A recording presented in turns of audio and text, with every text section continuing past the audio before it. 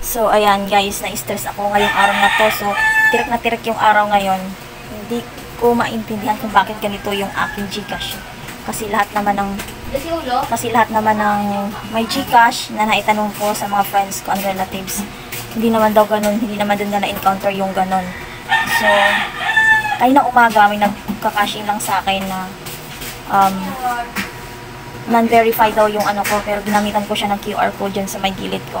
So, okay, nakapasok siya. Pero nung may nagpa-cash in na, hindi ako makalagin kasi nag-maintenance. Pero lahat nag-maintenance kasi, ganun din yung sa isa kong customer. Kaya pala daw hindi siya makapagbukas kasi nag-maintenance din siya. So, nung after an hour, so yan, after an hour, dito ko sa gilid. So, after an hour, may magpapa-cash in. So, guys, doon ko lang hapon na, doon ko lang talaga siya nalaman na hindi ko na talaga mabuksan yung GCash ko kasi non-verified siya.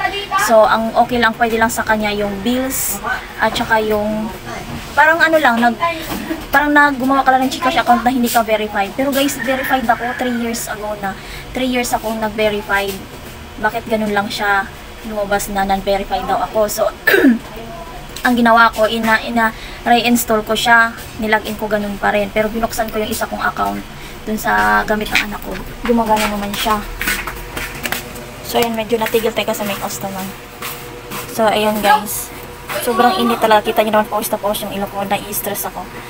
Ayan guys. So, ayan, ipapakita ko na po sa inyo kung paano siya talaga na hindi daw siya verified. So, yan, ipapakita ko na sa inyo. Actually, guys, nabuksan ko naman siya. Kaso lang, kinlik ko yung send kasi magka-cash in sana. Ayun, get verified, guys. Bakit ganon? 3 years ago ako verified. Kaya no choice, ginawa ko siya, guys. Nag-verified na lang ako ulit.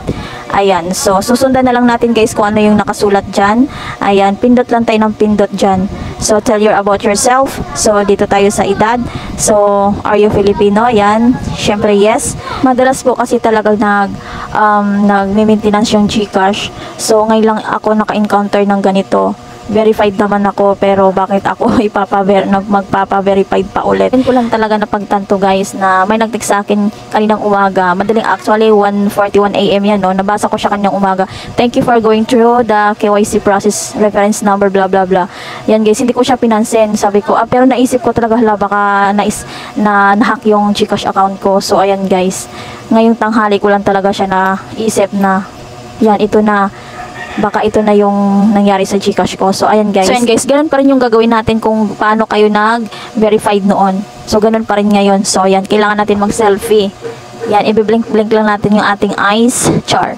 So, ayan guys, medyo magpapakit tayo dyan. So, yan kasi talaga na, ako talaga dati ay na-scam talaga ako dito sa GCash, pero naibalik naman yung pera ko. Hindi naman siya kalakihan. So, kahit maliit lang po yung bagay guys, ay, syempre, pinaghirapan natin yun eh. Ayan, lalabas na po yung mga complete address natin. So, kailangan lang natin na, yung tunay po, yung true complete address po, yung para hindi po siya ma-deactivate yung account natin. Kailangan po kung ano yung pinil up nyo dati, ginamit yung valid ID, ganun din ngayon. Kasi kagaya niyan na meron po siyang laman, baka mamaya hindi po magkakatugma yung details natin. So yan guys, i-enter po natin yung true na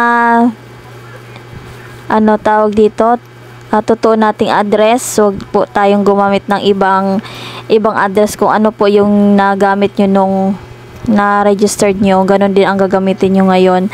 Kasi kapag hindi po siya matugma, ay maaaring magkakaaberya po siya.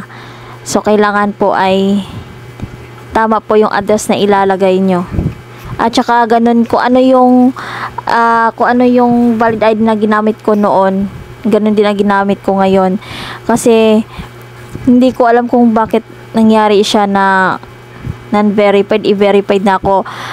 3 years ago na po ako verified. At saka ilang libo na po napasok sa GCash ko. Bakit gano'n lang siya nagkakaganon? Yan ang pinoprotektahan ko lang kasi yung laman ng GCash ko. Guys, padagdag siya ng padagdag kasi hindi pa naman alam ng mga customer ko na nagkakaproblema yung GCash account ko. So, sila naman send ng send. Ako naman kinakabahan. Hindi ko alam kung paano ko siya mailalabas kasi hindi ko nga siya ma-send transfer. kahit bank transfer hindi rin. Pero ang ginagawa ko ay ginagamit ko po siya pang load tsaka pang bills. Ayun nga lang, hindi naman oras araw-araw yung bills natin. So yan guys, yan yung problema ko sa GCash ko ngayon. So kung sino pong nakaka-encounter ng ganito, please comment down below guys kung anong ginawa nyo sa GCash account nyo, kung na-verified ba talaga, kasi ito sa akin waiting pa po ako na ma-verified siya within 24 hours talaga. Ngayon hindi ko pa rin siya mabuksan, gabi na, so wait ko na lang po siya bukas ng tanghali. So sabi kasi within 24 hours, and then feeling ko guys na parang may nagtangka sa GCash ko na i-open siya, kasi may nakalagay na thank you for going KYC blah blah blah, may reference number.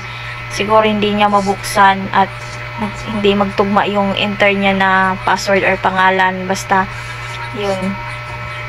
Hindi, wala naman akong nilalagin para mag-thank you si GCash.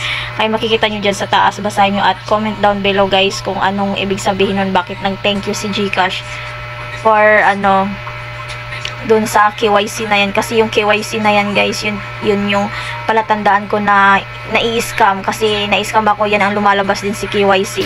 Ayan guys, thank you for watching guys, thank you sa pagtapos ng vlog, and bye, see you in my next vlog.